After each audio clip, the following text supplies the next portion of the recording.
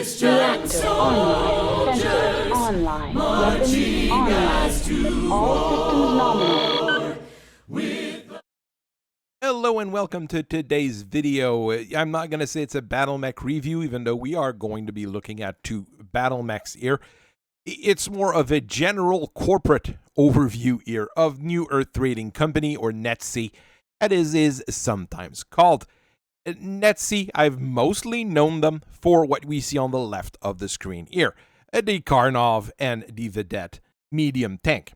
That's what they're actually really well known for, and the amount of exports that they do on those two particular units is fantastic and probably would keep their company in business for a long time. But someone brought up when I was working on those Celestial mech reviews that NETC had actually been working on redesigns, let's say, of some of the Celestials for modern use. We're going to look at those two specific mech here, the Uraeus and the Kheper, later in the video. They're very decent, and we might start seeing more of them in different forms in the future. But we're going to look at NETC in general here. And yes, we're going to talk about tanks, planes, and battle mech today. So let's get into it. NETC is one of those old money corporation, really dating from the very start of the space age and the jump ship age. They were mainly a logistics company at first, and they ran warehouses and trade points around 200 light years around Terra, the Terran hegemony, more or less. This is a very good business to get in because people need to be able to move things in and out of systems, and running warehouses is always a safe bet until people start raiding them.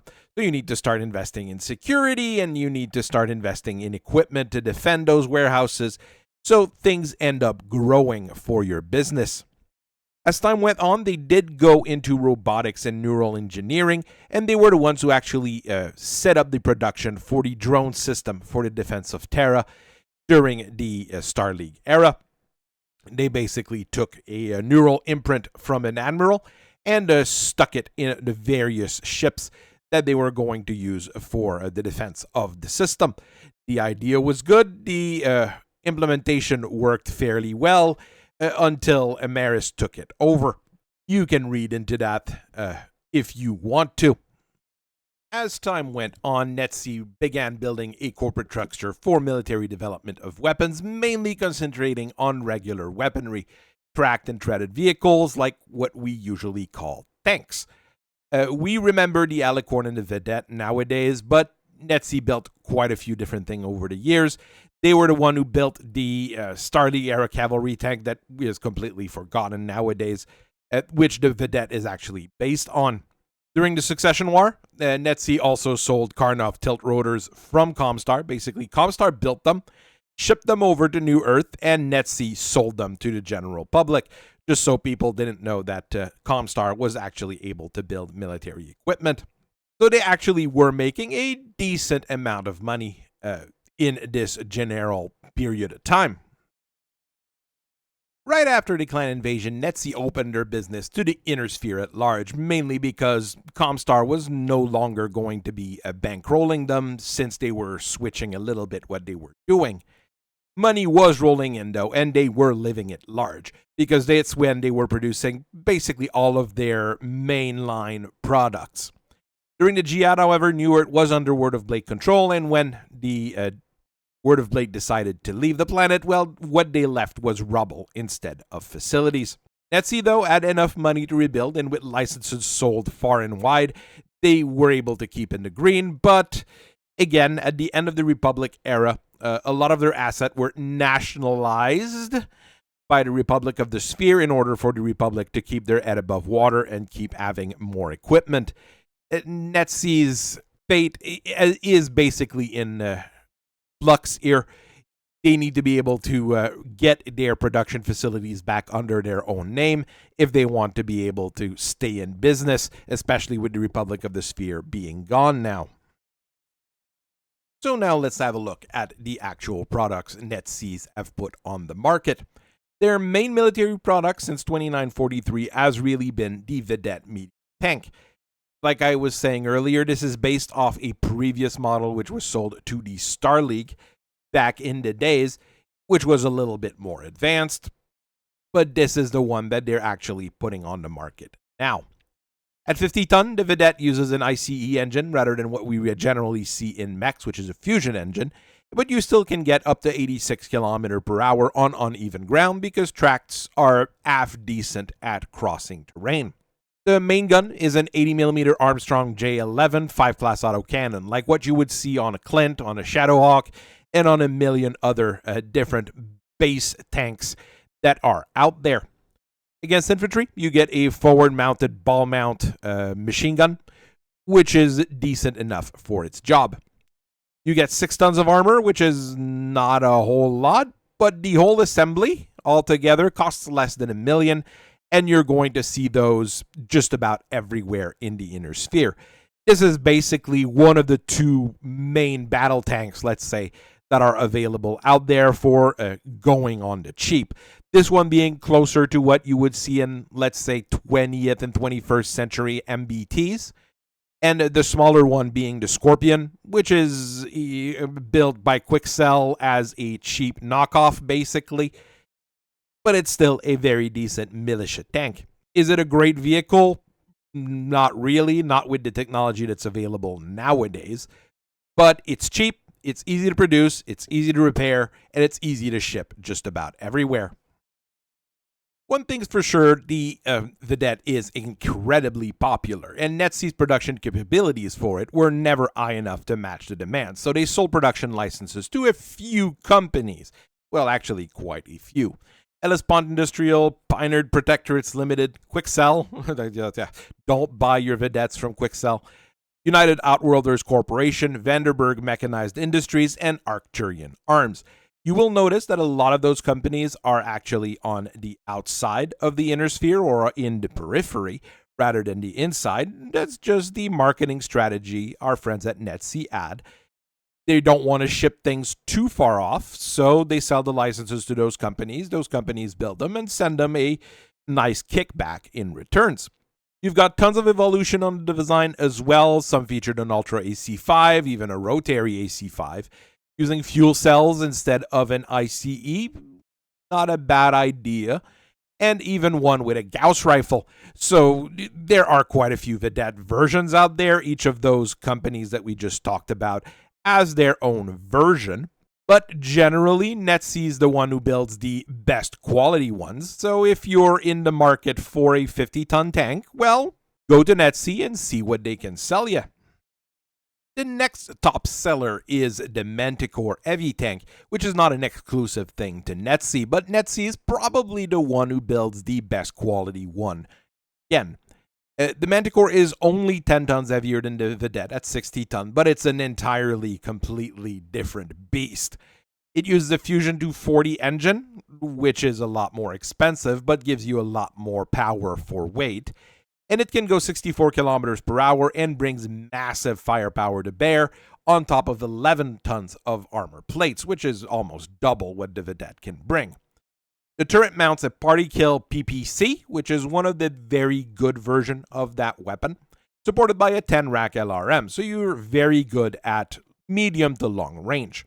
Once things get closer, you do have a 6-tube SRM, which is great at blowing up tanks when they get close to you. And you have a fixed forward medium laser just as a backup.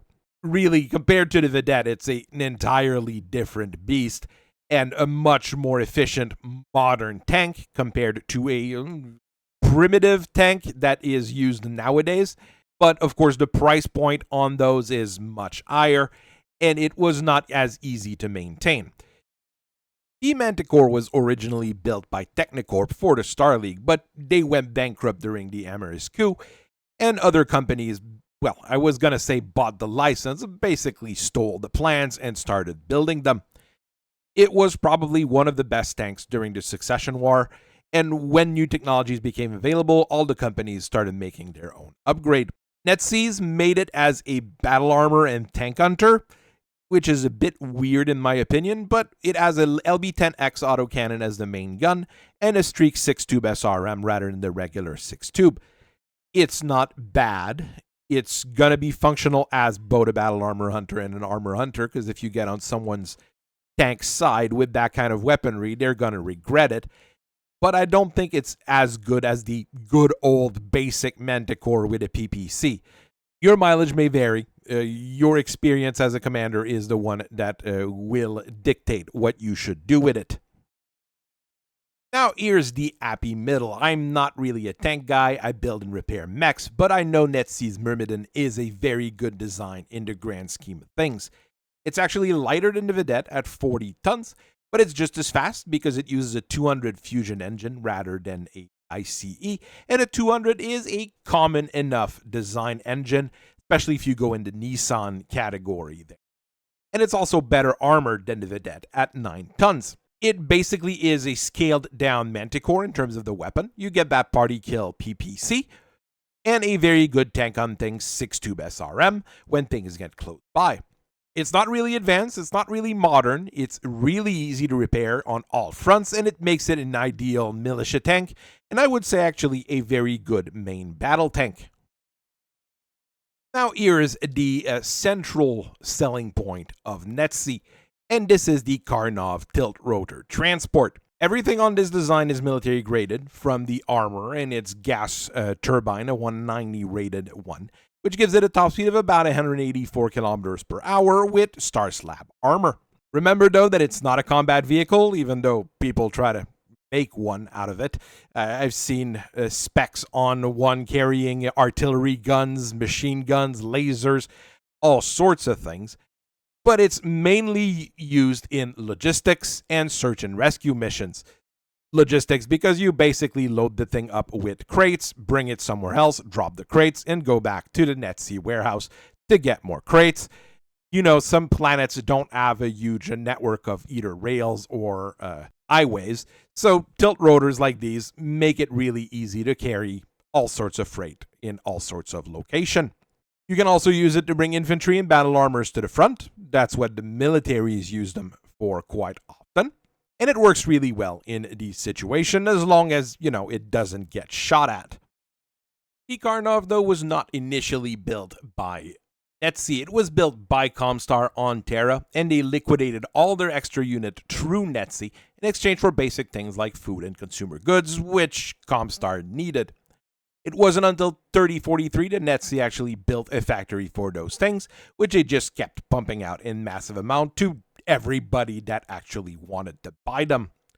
There's a 3055 upgraded version that has some defensive ability with machine gun turrets on the side and ferrofibrous armor to improve protection. For militaries, it's really worth it. For anybody that's in the civilian market, which buys Karnov, which is actually the main group of people buying the design, it's not really worth it, but at least they have those two facilities producing those two different designs, and it's easy enough to refit the upgraded one to build the basic ones because they're the ones that are in the highest demand.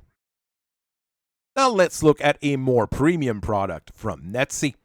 The Alicorn started its production in 2590. Well, there were earlier models, but the one that we remember is from 2590, and it was in production until about the middle of the Succession Wars, in the middle of the Second Succession War to be more precise. At 95 tons, it is massive, and it's pricier than most mechs actually because it uses a 285XL engine, which is quite expensive. You do get 13 tons of armor, which is, well, not that much all things considered, but decent enough. And where it really shines is that it carries a trio of North Storm Gauss rifle with 40 shots in the magazines, making it a very devastating sniper and very good at taking out, well, aircrafts, other tanks, battle mechs, just about everything really. As technology and tools came back into production, the Alicorn came back in 3055 and was sold in massive amounts to the Federated Commonwealth, both sides of them, both the Federated Sons and the Lyran Alliance. By 3063, there was a new version, which was envisioned with 19.5 tons of armor, and rather than 3 guns, it had a pair of Defiance Hammerfist heavy Gauss rifles with 48 combined shots in the magazine. These new models, the Mark 7, have been about as popular as the original, and make a big difference on the battlefield. Finally, we're leaving the tanks behind and getting into something that I'm more used to, even though the first mech that NETC built was actually an industrial mech, something like that. A salvage and recovery mech. It's a simple 35-ton machine. We're using a 105 rated fusion power plant to move around, and it's got full environmental sealing, so it can be used to grab things in space, underwater, just about everywhere where you might want to do, recovery and salvage. It has a Beagle active probe to actually let it find what it needs to pick up, and a searchlight to, illuminate it. And you get a lift hoist and 2 salvage arms to grab things and keep them around, and possibly move them into a carrier like a Karnov. So it's a pretty nice little machine, and I've seen quite a few people buy them for that particular job, and mercenary units actually buy them as salvage mechs, which are important when you're doing frontline activities. And this is where things get really weird as we start hearing that Comstar is back. Well, at least a function of the Comgar wanted to come back, and they got NETC to work for them to build new things. Those guys don't really look like the jihadi kind of Comstar, and with the HPG network down, I have no idea where they really get their money, and they're really more of a glorified mercenary outfit in the long run. They probably do get a decent amount of sales on the next 2 units, mind you, and it allowed them to be bankrolled, and as they sold a lot of those to the Republic Armed Forces as well. Once you get a clean look at them, you will recognize the body kits of the upcoming mech, because they really look like those Celestials that we've been talking about a little while ago. Those are, however, standard battle mechs. They're not Omni mechs, so you don't have the fancy bells and whistles, but they still work quite well. Uraeus is a 75-ton big boy mech using a very common Vlar 300, probably one of the most common engine out there, to go up to about 65 kilometers per hour, but it has triple strength myomer, so once it starts running hot, and it should run hot, it will be able to go up to 86 kilometers per hour. You get 10 double heat sinks to make sure that you do run hot with all your weapons, and you're protected by 13 tons of light ferrofibrous with an endosteel chassis. I'm usually not a huge fan of light ferrofibrous, but in this case here, you have the room for it. It's not an Omni mech. Just use it to get that little bit of extra protection. The Uraeus carries 2 main guns, a rather large Ultra 10 class autocannon with 3 tons of Case 2 protected ammo, and a bombast laser, a thing that I've seen a couple of times, and that gives you a fairly decent mid-range punch. The bombast laser is really weird because it's basically a weapon that needs to charge up before it can fire its maximum potential. Pretty sure you could replace that with a more standard laser and have better results in the end. At closer range, you get a 4-tube Streak SRM, which is very good at blowing tank and exploiting holes that you've made in the enemy armor. While it does look like a retractable blade on that side arm there, it's actually a medium vibroblade instead, which is a little bit odd because vibroblades generate heat, which is good if you have triple strength myomer, but the triple strength myomer is not going to increase its damage potential. Pretty sure there would be a better option than a medium vibroblade in this case. The Kheper is the little brother to the Uraeus at 55 tons, and it's meant to be a mobile sniper. It uses a Cortec 275, but it's the XL version, so it's the expensive one, to get a top speed of 86 kilometers per hour, but it also doesn't have jump jets, which I think is a bit of a shame. If you're trying to make a mobile sniper, jump jets can be pretty useful. It does have 9 tons of light ferrofibrous, and it's bundled on the top of an endosteel chassis, which is pretty good. You're going to save weight, and you're going to get that extra protection from the light ferrofibrous, which again, in this case, since it's the standard mech, it's not that terrible. And the old design is cooled by 10 double heat sinks, which is decent enough in this case. Your main sniping weapon on the Kheper is an M7 Gauss rifle, which is encased in Case 2 to prevent it from damaging the rest of the mech if it does get damaged. Opposite to this, you have an MML7 in the other arm, which is protected by Case 2 once again to prevent the ammo from going. It'll give you a decent short range and a fairly mediocre long range punch, but at least it gives you some options. You do get a weird suite of energy weapon as well, with an AR medium laser, a medium X-pulse laser, and a rather terrible small variable pulse laser. Really, I would just stick to regular small pulse lasers instead, or something of the sort rather than that VSP, it's really not worth it at that particular weapon range. Large VSPs, I'm a bit more of a fan of, but I'm actually never really a big fan of these weapons. Finally, what we're going to look at here is a brand new dropship. I mean, I told you that I'm no tank engineer, but I'm even less of a dropship engineer. NETC built a new dropship for the new mechs that they were building, along with anything that the RAF wanted to bring around, including their super heavy mech like the Ares and the Poseidon. Very few dropships actually allow you to bring those super big tripods, so that was a very decent investment. The Duat is actually well invented as well, with 97 tons of armor and plenty of laser anti-missile and offensive weapon like Gauss rifle and cruise missiles.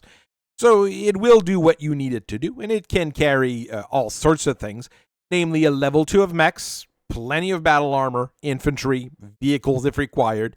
It's got a drone control system in it as well if you need to just bring drones around. So it is really an example of a modern transport dropship. NETC is really a massive company, even though their reach is fairly small, at least for their main business, which is shipping and warehousing and management of stocks. It's a very important thing to do, shipping, warehousing, and management of stocks, and businesses need to be very careful about that when they place orders for customers. They need to make sure that those businesses that do manage their shipping and warehousing know what they're doing as well. Another massive thing here, of course, is the sale of Karnov, which goes in line with their primary production line. Their weaponry systems and all the tanks that they build and sell really make only a small portion of what they really do. With the Uraeus and the Kheper, you can tell it's even going to be a smaller amount unless someone really gets into it and starts buying those in massive blocks. Maybe we'll be able to see modernizations of them or refits of them for various other militaries in the future. I'd like to have some to just play with them and see what I can do to get a little bit more performance out of them. But this is a thing for the future. So I thank you very much for listening to me for so long. I hope you guys have a very nice rest of your day, and I'll see you guys later. Bye-bye.